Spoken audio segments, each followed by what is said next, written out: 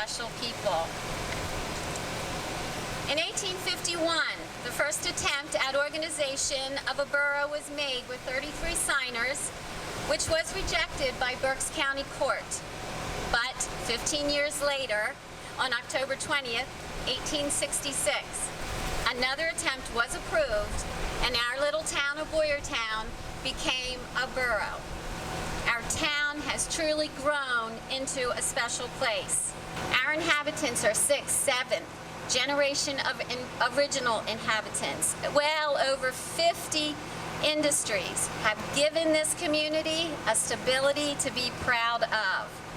Our own sons and daughters have served our nation in every war, from the Revolutionary War to Vietnam to Desert Storm, and yes, even to Iraq. I believe we can say Boyertown people have been self-sufficient, frugal, industrious, and have built a tremendous community to raise a family in. As Boyertown celebrated the Sesquicentennial of its incorporation, we the citizens can look back to the past with pride and look to the future with faith and confidence. Boyertown's origins stem back to two brothers with a unique vision. My family actually came to Boyertown in about 1800. Two brothers, Daniel and Henry. They were really farmers whose family had recently, in 1731, come into the country from the Palatinate area of Germany, which is what we would today call Greater Bavaria. They were strictly illiterate farmers. But as young men, they saw an opportunity and they migrated away from Philadelphia, where the family had landed a couple generations before, and decided there was an opportunity in a place that was what to become Boyertown. One brother started a tavern, the other started a store, realizing that the crossroads in what is now the center of Boyertown was a great place to go towards Kutztown, which had been settled many years before, Reading, Pottstown, and by way of Yellow House in that area. Boyertown, Pennsylvania, 50 miles north and west of Philadelphia on the Berks-Montgomery County borders. About 4,000 residents live there today. It's a community touched by history and heritage of businesses big and small, and of educational opportunities. It is a place that many have called home. What I enjoyed about Boyertown most was definitely a sports aspect, because there was a lot of Boyertown pride. There's always a lot of people that came to our games, which was awesome. I also was in a telecommunications class in high school, which I really enjoyed. We had a TV news in the morning before first period, and I was an anchor for that, and that was always fun. We spent a lot of time in town. We would go to the State Theater, which was a theater then, and it was a booming place to go to the movies, so we would do that. And the big deal was to cruise the main street, when you could drive up and down the main street in Boyertown. At the time, there wasn't a ton of shopping on the main street there either, though. So I remember there was a shoe store, and I remember at the holidays, Santa. He was a good Santa, and he was in that little house at the railroad tracks. And I don't know if that still is the same anymore, but we used to go there, and we would go get our pictures with Santa there. That was a lot of fun. Boyertown is home to a diversity of religions: Mennonite, Evangelical, Lutheran, and Roman Catholic. Boyertown recently reconnected with neighboring Pottstown via the Colebrookdale Railroad, which first opened in 1869. The Boyertown Times, the local newspaper, back in 1868 was called the Boyertown Democrat, and later the Berks County Democrat. Industries like iron ore shaped the town in its early years and helped boom its population, from around 700 by the year 1870 to 4,000 by the 1890s. There has also been a variety of community activities and events here. It's just one of those floats to start us off. This is a good one. This is great. Look how colorful it is. There's so much color on it. Yeah. Oh, and they're throwing out beads. Boyertown Borough is home to one of 2 junior high schools, a number of elementary schools, and the high school. Originally built in 1919, it has since undergone multiple additions and renovations, most recently since 2015. And while students come and go even today, the memories last a lifetime. I was in the marching unit, and we won awards, and it was cool. We did a lot of trips, and Arlen Saylor was the director back then, and so it was a big deal. And I was in the orchestra with Peg Lamb, and it was quite the music school at the time. We were known for what we did, so that was a lot of it. And like my friends because I spent so much time with those guys because we were in the band room and doing stuff. So that was part of my memories. And I think the other thing was that the TV studio was new then. It was in the old building across from the old auditorium, which I know is either being refurbished or isn't there anymore, because I actually bought chairs from the old auditorium, which I now have in my house. So, but it was brand new then, and so we spent a lot of time in the TV studio also. Boyertown has seen a number of natural and man-made catastrophes, from a fast-moving storm, a tornado, an arson, and a bakery fire. This fire, though, noted for killing 4 people and shocking the town, was described by officials back then as the most appalling catastrophe in the history of Boyertown. Most appalling that was until 6 years later. January 1908, the Rhodes Opera House. 400 people rushed in to see an exciting new drama production, The Scottish Reformation. All was normal until late in the play during intermission. One of the kerosene lamps used for stage lighting was knocked over and sparked a fire. A malfunctioning stereopticon machine that projected a magic trick spewed lighting gas and oxygen into the air, spreading the flames further. The audience members tried to escape through the exit doors and fire escapes, but were trapped because back then they opened inward. 171 men, women, and children, including entire families, perished in the fire. The outcome of it was that fire and several other similar fires around the same time period made politicians and lawmakers sit up and take notice. The stage curtains need to be of a fireproof nature. The exits need to be marked. Exit doors need to open outwards instead of inwards. There's laws about the types of fire escapes that need to be put in place. There's several other things of that nature, but I guess to put it simply, it made way for a lot of improvements. Boyertown is known by some as one of the world's biggest producers of burial caskets, by way of the Boyertown Casket Company.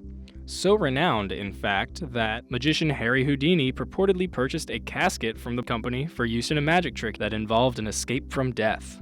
It is also said that by his death in 1926, he came to love it so much that he was buried in it. And Boyertown opened a new post office along North Reading Avenue in 1938. Today's post office sits right next to the town's Borough Hall on North Washington Street. Boyertown entered the war effort in 1941 following Japan's attack on Pearl Harbor. Most notable was the Boyertown Body Works contribution. Originally manufacturing commercial trucks, it converted to military vehicle production for shipment to the front lines, and a local citizen, an Army general, would participate in some of the war's notable events. He was very much involved during World War II in every theater of operation. He was in Europe, he was in North Africa, he was in Southeast Asia. Several important operations during World War II were done under his command. He is responsible for cooperating with President Eisenhower to have the Air Force set up as an independent wing of the military. It was called the Army Air Corps. It was part of the Army. The community has always just been very proud of him, and the family has done several things, within the community as well to honor him and keep his legacy alive. We have a very nice exhibit here of pictures and things that the family has donated over the years.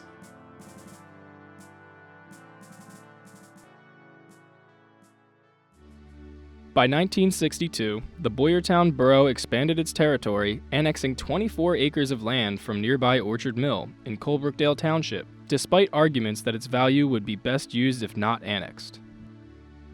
Meanwhile, the Boyertown Museum of Historic Vehicles first opened its doors to the public in 1965. The building that we're actually in, the museum, is the former factory building for the Boyertown Auto Body Works. And they built mostly delivery trucks here, commercial truck bodies here. We go all the way back to horse-drawn. We have carriages and wagons.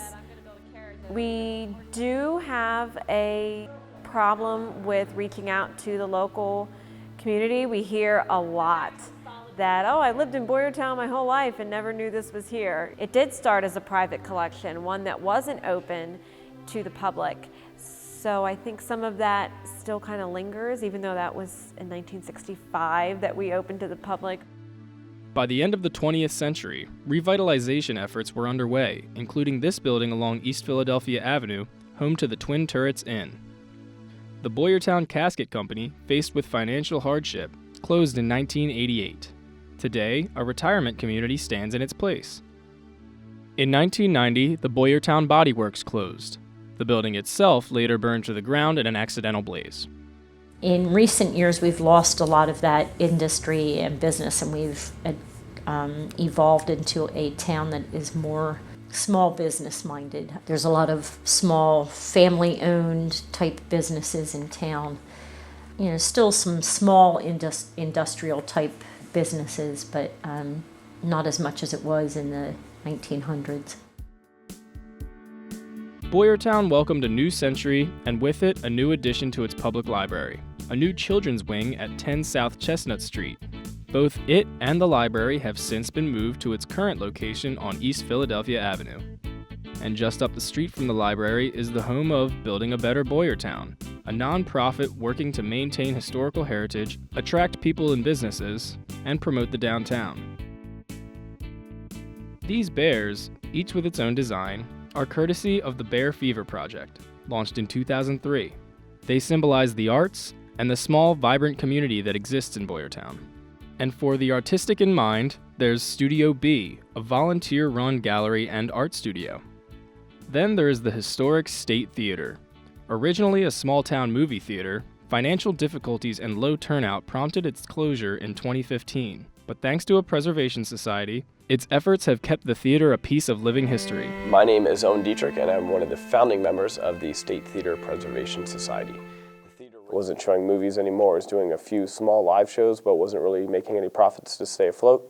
And we thought how neat it would be if we were able to acquire the theater.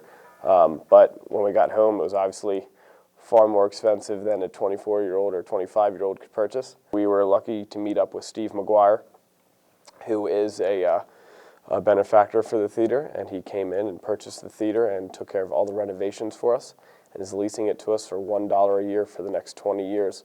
But they kind of went through, repainted everything, put new carpets in, new curtains along the walls. They're working on repatching the murals that hang up inside. There's historic, priceless murals that cover the walls on both sides of the theater.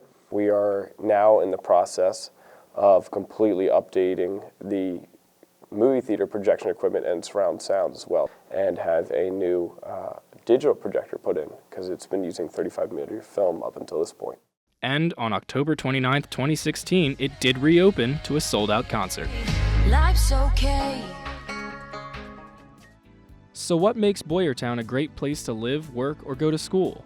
It's a great place to live and work because of the friendly atmosphere, access to a lot of amenities. We're very conveniently located with main roads and highways. A lot of people who work in the Philadelphia suburbs or Reading area can live here and they can conveniently get back and forth to work. The school district is nice. It's one of the biggest in the area, so that was always fun. You always had all these new influxes of people and stuff going on. We do really well with sports and as well as in the arts, whether it's theater performances or music, things like that. For us, it was home. You know, you're there so much and you knew your way around.